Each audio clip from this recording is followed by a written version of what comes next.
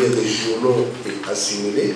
C'est un symbole fort pour le retour à la stabilité, la tenue des travaux du comité de coordination administrative et du maintien de l'ordre dans le département du Mayo-Sava, l'une des unités administratives de l'extrême nord touchée par l'insécurité. Une rencontre porteuse d'espoir qui a été présidée par le patron de la région, Midiawa Bakari.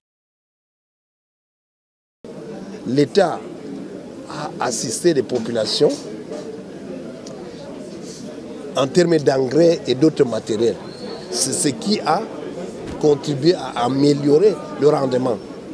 Vous avez suivi, les productions de cette année ont été meilleures que celles de l'an passé. Sociétés qui font dans les brasseries viennent s'approvisionner à l'extrême nord.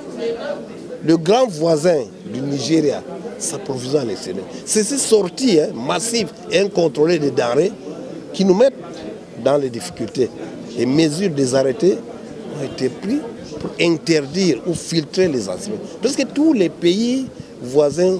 Les inondations survenues en 2024 ont plongé de nombreux milliers de familles dans une situation de grande précarité. Face à cette urgence humanitaire, le gouvernement camerounais et ses partenaires ne sont pas restés inactifs. Ils ont couru au secours de ces populations sinistrées en apportant des aides en matériel de première nécessité, des engrais pour booster la production agricole et bien d'autres. Je disais donc, à la veille d'une année électorale, dans une région qui a subi les affres de la secte de Boko Haram pendant 10 ans, il y a lieu de prendre des dispositions appropriées au niveau stratégique et opérationnel pour pouvoir sécuriser ces opérations avant, pendant et après.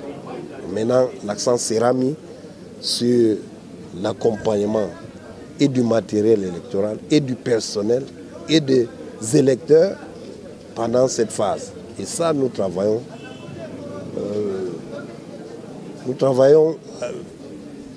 en étroite collaboration avec tout le monde pour parvenir à ces résultats.